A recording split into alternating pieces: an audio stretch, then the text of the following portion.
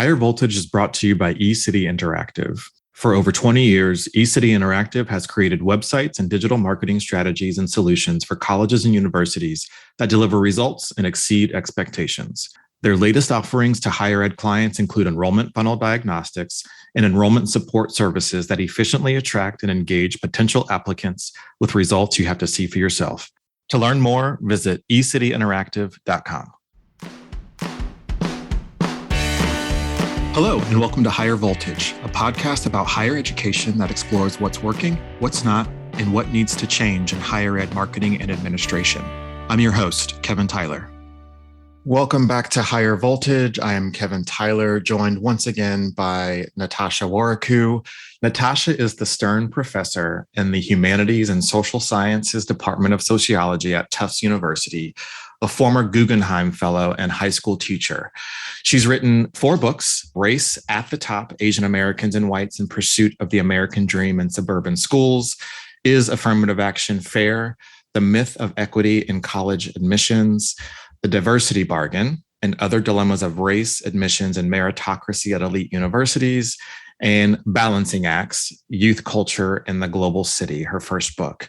You might recall Natasha joining us a couple of months ago before the Supreme Court decision was announced around affirmative action in higher ed. We wanted to bring her back for a follow-up conversation about some of the details of the decision, some perspectives that she might have about what higher ed might look like in the future, and all sorts of other things. Natasha, welcome back to Higher Voltage. Great to be back. So for those who might need a primer on the decision, I'm wondering if you might be able to give us an overview of what the Supreme Court decided in their decision around affirmative action. Sure. So in this decision, which, in some ways was expected, but in others is kind of astonishing when you think about the precedent that it overturns, that, there have been multiple cases that made it to the U.S. Supreme Court that confirmed the legality of affirmative action. And in this case, obviously, it's a changed court. They overturned those precedents. And they basically said that, race-conscious admissions in higher education is no longer allowed. So it's important not to sort of take it too much further than that. And they said that diversity is a good goal, but in their view, it was too nebulous. Again, that was surprising to me because of all the evidence that exists about the benefits of diversity on campus. But the court said, well, because you're not giving us a number or a system, then that's not allowed. They also said that the way that race was taken into consideration was not narrowly tailored enough. And so they said, you can take into consideration a student's experiences with racial discrimination if they talk about it in their essay. A student can talk about their ethnic heritage and how that is so a big part of their identity and who they are. But you can't just have something like a checkbox. And so that was their decision. And, they did make an exception. This was kind of a strange footnote for the military academies. And they said, well, we can see the benefits to the military of racial diversity and the importance of racial diversity. That was kind of surprising to me because there's evidence from the military, and the woman from the military spoke very eloquently about the importance of diversity for the military, for national security. But why that didn't apply to other domains in the United States was kind of a mystery to me, but that's what they said. So I love that you brought up the military school example, because that was actually my next question, some of the more surprising points from the decision. And people have surmised all the different reasons why they may have left out military schools from a decision like this. I will not run through those those opinions because you can find those at other places. But it is an interesting and compelling exclusion from the decision. I'm wondering if there were any other points from the decision that you found to be surprising. Understanding, again, I want to remind our listeners that Natasha is not a lawyer or an attorney, but knows these parts of the world very, very well. So I was wondering if there was anything surprising to you. Yeah, thanks for saying that, because I always preface my comments by saying I'm not a lawyer. One thing that I was pleasantly surprised about was that in his decision, Justice Roberts made it a point to say that this does not preclude knowing someone's race or ethnicity in the application process. And, gave the examples that I talked about earlier. They really are sort of, as Justice Kagan said it in the hearings, you're kind of slicing the bologna very thinly, right?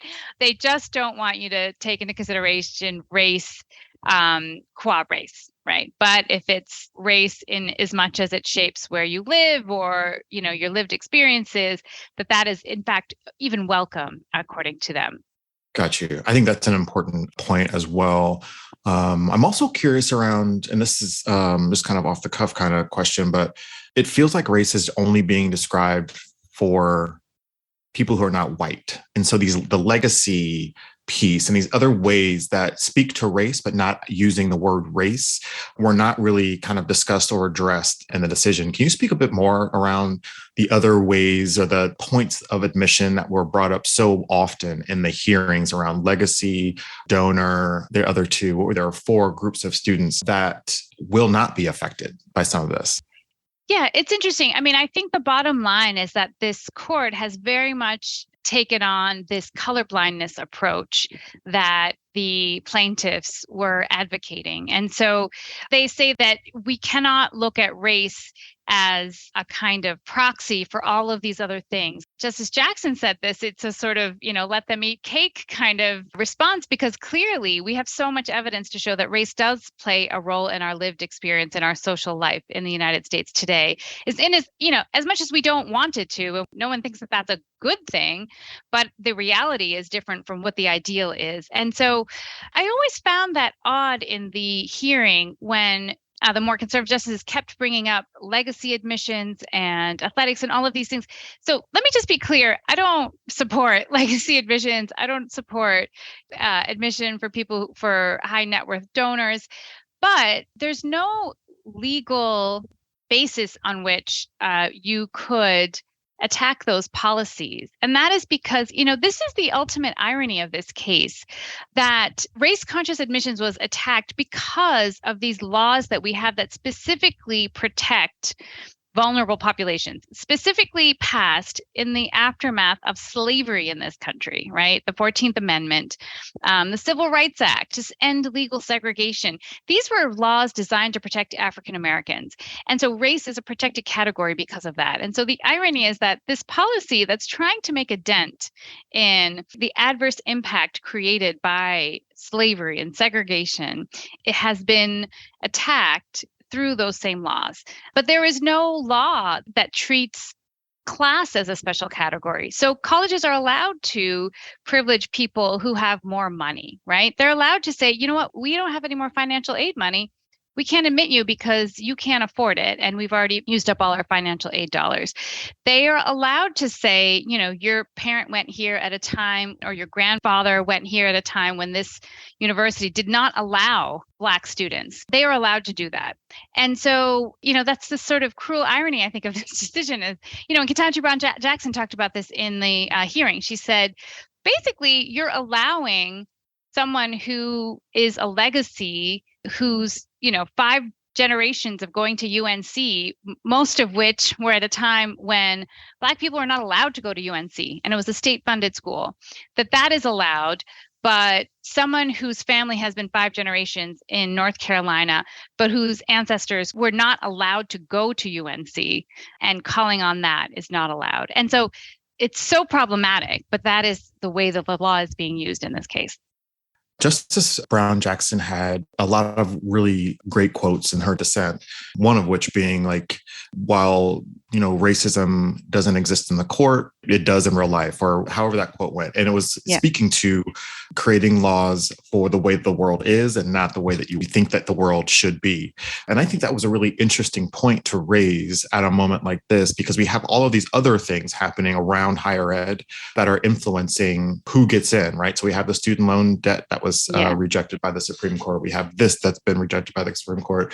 And so it's starting to look like higher ed is reserved for a certain sect of people, which it was founded that way. And so it's not like that far of a stretch to come to that conclusion. But I'm curious what we might learn in this new era of higher ed admissions since California banned affirmative action back in the mid-90s. Are there any cautionary tales that the rest of the country might be able to learn from a state like California who's already banned affirmative action? Well, I'll start with the positive, and then I'll tell you what I think, we can learn, which I'm not as optimistic about from places like California. California spent $500 million over the last 20 something years trying to increase access to the UC system. They increased outreach programs. They focused much more on holistic admission, so less quantified, like they moved away from the SAT, which means you need a much more sort of broader look at these applicants. You need to train your admissions officers to be able to look at people in the context of the opportunities that they've had. They created bridge programs. They spent a lot of resources. And this is a time, by the way, since the 1980s when state funding for higher education has declined precipitously, right? So the UC system has been defunded and they're spending all this money trying to increase. And still, the percentage of Black and Latino students on particularly the highest status colleges, Berkeley, UCLA, have not come back to pre-ban levels, and they don't match the percentage of young people who are Black or Latino.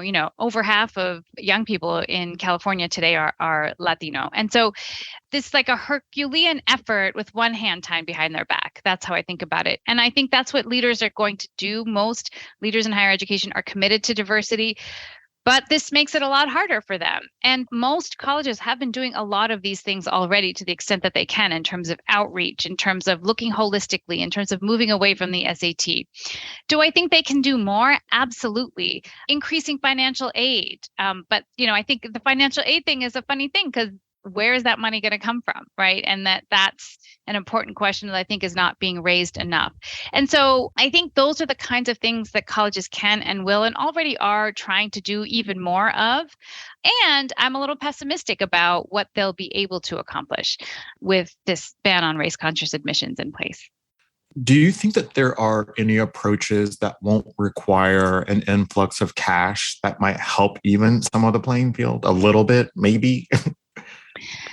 I think more, broadly rethinking how we consider students instead of, thinking very narrowly about, okay, who's the highest achievers in the academic realm and the, extracurricular realm and athletics, rethinking that and saying, well, let's try to imagine what our goals are. If we are let's take Berkeley. We are, part of the University of California system. Our remit is in part to the state of California, to the people of California, to the youth of California. Who do we need to educate in order to fulfill that mission? And, what kinds of roles do we ideally want our graduates to play in society? And so rather than thinking very narrowly in terms of like achievement and quote unquote, who deserves this kind of education, thinking more broadly about where can we have the biggest impact in the world and what does that look like and how can we admit students? And that I think really broadens who needs to be on your campus. And it might also mean that there are some students who haven't had the same educational opportunities who you then need to provide a lot more academic support for and figuring out how to do that. Now, that does take money. Right. So, but I think it's money well spent. So I think it's interesting. I think in reading the articles of what schools are looking to do from geographic recruitment, zip code searches, et cetera. Obviously, we have a history of redlining in this country, so those parts might come into play here. But I am so curious about what happens next. I just can't imagine what's going to happen next. And people have posited all these notions about what's going to happen with HBCUs, historically Black colleges and universities, and what kind of impact it will have, positive or negative, on that sector of the higher ed landscape. Yeah, HBCUs are already seeing higher applications in the last few years. I think that's going to increase. I hope that, people with deep pockets are going to fund HBCUs more than in the past, instead of looking to the same, elite universities that maybe they have a tie to that already are incredibly resource rich, kind of looking at, well, what about I give that big donation to, University of California or University of Michigan or this community college in my community or the HBCU that is down the line. And I think universities also should be thinking about this, like, can they form partnerships with, community colleges? One thing, as I didn't mention earlier, the University of California does really well is have a transfer system from the community colleges. So you get, I don't remember what you get a certain GPA and you can get automatically admission to one of the UCs. And I think that's a really powerful engine for social mobility. And it ties the resources to those universities. So you might think about Stanford, not just like Berkeley, right? What can Stanford do? How can they partner with the community college system in California? Or how can, Harvard partner with the community colleges in Massachusetts to sort of broaden who comes to these places and is able to benefit from them. And then, also contribute to our shared society. Right. I think one important point to note, especially considering HBCUs, is that the influx of applications, while I think is a wonderful development in the trajectory of HBCUs, very few are built to accommodate an influx of students, like the bodies that and all the things that they bring. And so these campuses are not set up for that kind of success. And so, yes, I agree with those gifts are going to really help HBCUs kind of get up to speed in terms of facilities, modernization, et cetera. I'm curious about your thoughts on some of the ancillary, maybe tertiary impacts that this decision might have on areas outside of higher ed. I think specifically, or up first, I think what comes to mind is like workforce and what that might look like as a result of these decisions. Well, again, I'm not a lawyer, but the lawyers that I have talked to, the civil rights lawyers I've talked to have really emphasized that this decision is only about higher education admissions and should only be read in the context of race-conscious higher education admissions. And in fact, you actually can be race-conscious. You just can't have again, just like a checkbox, right? And use that as part of your admissions process. So it's important to read this decision very narrowly and not extrapolate. Because of course, what Students for Fair Admissions want, is for universities, organizations, employers to back off of anything race conscious, right? That is their goal. Their goal is to end DEI programming, to end any kind of consideration of race in hiring, to, all of these efforts, there's an attack on all of these efforts to promote racial justice and racial equity. And I think it's important not to kind of follow that logic and, go down that line. So I don't think this has anything to do with employment. Do I think that there are going to be more lawsuits? I do. But, I think don't concede those lawsuits before they happen. Right. And so I think that's, it's really important not to play into that logic. So we covered the HBCU sector of the industry. One of the things I've been thinking about specifically is the HSI designation that exists in higher ed, and that threshold of 25% Hispanic, Latinx, Latino students that you have to reach in order to get an HSI designation. What happens to something like that in this new kind of no affirmative action era? Again, I think that's still legal. This decision says nothing about the HSI designation. It says nothing about federal funds for Hispanic serving institutions. And so the decision is about race conscious admissions, which is very different than, designating certain institutions to get this funding. And, HSIs like HBCUs and our big state universities and our community colleges do amazing work in terms of when we think about social mobility. And so, I would hate for people to think that this has any bearing on those institutions, because I don't think it does. That's good to know. So again, another personal conversation piece. So in order to get the designation, you have to know who is Latino coming in. Yeah. You're allowed to know who your student's race. You're allowed to ask about race. You should, certainly when students are coming. And there is this question, and, Edward Bloom actually just sent this letter to a bunch of colleges saying, you can't collect race data. But this decision says you cannot consider race in the admissions process, right? You can't use race to make a decision. You can't say, oh, this person is Black, this person is white. They're exactly the same because of this, which is kind of ludicrous anyway, right? That's not a thing. But okay, you can't use that to make a decision. It does not say that, students can still check a box and then that box is hidden And the Common App has actually talked about this, that they are going to create a mechanism by which students can mark their race, but it won't be visible to the admissions office, right? And then once you've admitted your class, you can then see what percentage you have of each race. So you can absolutely know what your student's race is. You can continue to collect race data. You just can't use it as part of the admissions process. I think that's really important. Thank you for sharing that. Okay. What else from this decision should people know that might not be covered in some of the big splashy headlines that we've been seeing lately? I think that when decisions like this come out, the low-hanging fruit is the one that you hear most about, but there are a lot of other very important pieces that people should be paying attention to. Are there a couple of others that you can share from this decision? My main kind of worry, so I'll just repeat it again, is that people kind of read too much into this decision. So, this has no bearing on whether you can collect race data in general. It has no bearing on other kind of areas in terms of the workforce or selection. It doesn't, you can still have student centers that are identity-based, DEIJ programming, and those are important institutions in American society, and we should defend those. And we'll leave it up to the civil rights lawyers to make sure that those, that defend them if they get attacked. I think the other thing that maybe we haven't talked about is this question of Asian Americans. In the decision, there was this sort of funny, equation of plus factor being the same as a negative factor, right? That, if you are looking at race positively for underrepresented groups, then that's inherently a negative on quote unquote overrepresented or, healthily represented groups. I found that problematic because, I know that, this case at Harvard involved Asian Americans, although there were no Asian Americans who ever testified or were named in this case, but it was supposedly on behalf of Asian Americans. And certainly there are some Asian Americans who supported that case.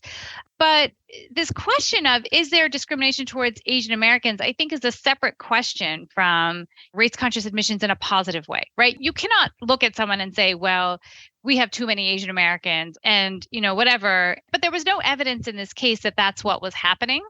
And in fact, there's very healthy representation of Asian Americans on the Harvard campus. Now, that doesn't mean there's no discrimination or stereotyping, but, when I looked at the evidence, I didn't see anything that made me wonder, which was interesting because before the case, I always thought that's a little weird. Why are there, SAT scores higher?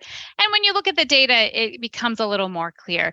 So I was surprised that, having all of this data come out at the Harvard trial, that they still mentioned this question of discrimination and that they equated it to a kind of plus factor, race as a plus factor, not as a negative factor, because they are of course it's zero sum, but it's a different kind of thing. And there was evidence the university was using race as a plus factor for underrepresented groups, but it didn't seem to be using it as a negative for others, for Asian Americans or for whites. So I think that's an important distinction as well. And that was a kind of troubling part of that decision as well. Yeah. So the last time we chatted, I asked you about what the future of higher ed might look like in your estimation.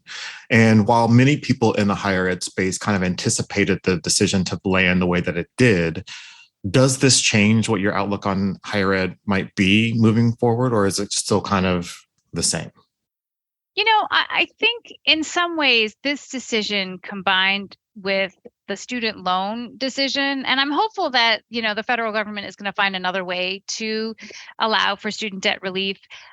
I do think the financing of our higher education system is really kind of broken. Affirmative action only applies to a very small percentage of our higher education institutions because it's only 200 to 300 colleges that are that selective that it would even be an issue, right? Most colleges are open access. Most college students are commuters. They're part-time. They're over 22. And so it's easy to forget that when there's so much attention to this policy.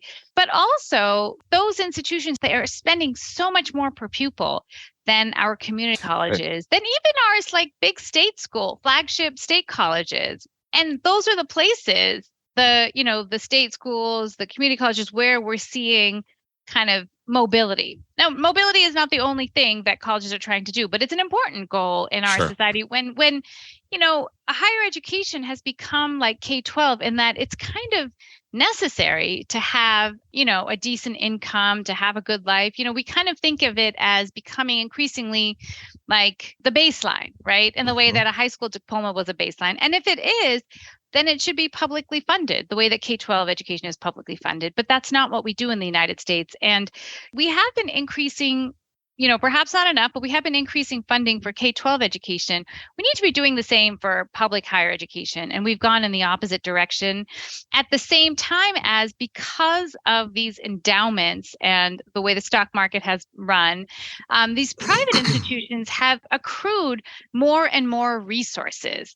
And yet you still have like the Ken Griffins who want to give $300 million to Harvard. It's like, can you imagine what like the UMass system could do with that money, or the community college, or like HBCUs? And so it's this sort of winner takes all kind of stratification that I think is incredibly problematic. And it's really reaching a breaking point. And so, we really need to figure out, like, how do we redistribute the resources in higher education so that it doesn't have to be the exact same, but the gap needs to be smaller, in my view. I love that. I couldn't agree with you more. I think that is absolutely correct. And I think that K-12 funding, while yes, it's improving, it is still not equitable funding. Yeah. And it's the same at the higher ed level as well. And I think those are all really, really important points. Natasha, thank you so much for coming back to have this conversation with me. It's such a big, complex, but important topic. And I'm glad to talk through it with someone like you who's so familiar with the language and the environment and the landscape to untie some of these very important policy knots that we see in this decision. So thank you so much for joining us again today. Thanks for having me. Week. And it's been great to be back. Yes. Thank you. That's it for this week's episode of Higher Voltage. We'll be back soon with a new episode. And until then, you can find us on Twitter @VoltHigherEd. And you can find me, Kevin Tyler, on Twitter @KevinCTyler2.